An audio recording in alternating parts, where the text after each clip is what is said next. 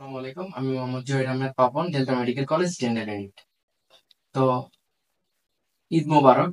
তো আমরা এই ঈদে আমরা অনেকে গরু মাংস এবং খাসি মাংস খাচ্ছি, এবং এই গরু মাংস এবং খাসি মাংস খাওয়ার পরে আমাদের দুই দাঁতের মাঝখানে বা ইন্টার প্রক্সিমাল স্পেসে যে মাংসটা জমাট বেঁধে থাকে, এর ফলে আমাদের দাঁত ব্যথা হয়, এবং আমরা এই মাংসটা সরানোর জন্য আমরা টুথপিক ইউজ করি, যা আমাদের ওরাল ক্যাভিটি বা মুখের জন্য খুবই ক্ষতিকর।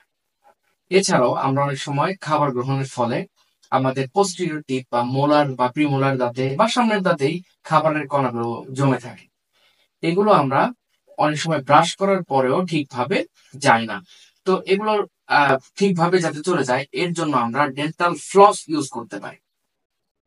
ডেন্টাল ফ্লস খুবই ভালো এবং স্বাস্থ্যসম্মত একটি উপায়, এবং এই ডেন্টাল ফ্লসটি একটি সুতার মতো মূলত একটি আম, জিনিস, যেটার মাধ্যমে আমরা দুই দাঁতের আহ, যে স্পেস বা ইন্টার প্রক্সিমাল স্পেস রয়েছে, এর মাঝখানে সহজে এটাকে এন্টার করিয়ে প্রবেশ করিয়ে আমরা দুই দাঁতের মাঝখানে যে আমাদের আহ, খাদ্য কণাগুলো জমে থাকে ওগুলো অপসারণ করতে পারি।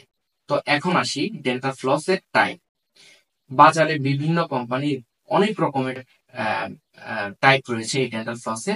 এর ভিতরে কয়েকটি হচ্ছে ফ্লস পিক।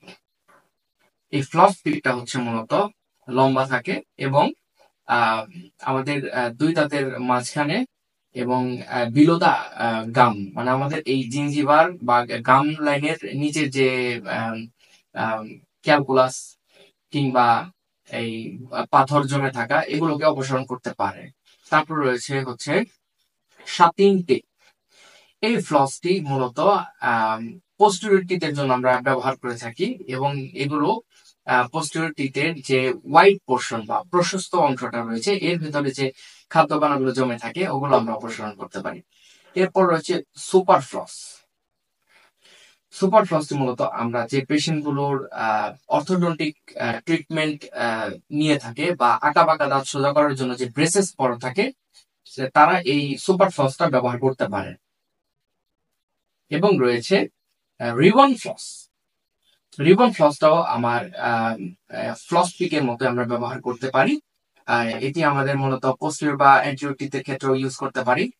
আহ, দুই দাঁতের মাঝখানের খাবারের কণা কিংবা এই যে যে আমরা মাংস খাওয়ার পরে যে বেঁধে থাকে, এগুলো সহজে অপসারণ করতে পারি। ধন্যবাদ।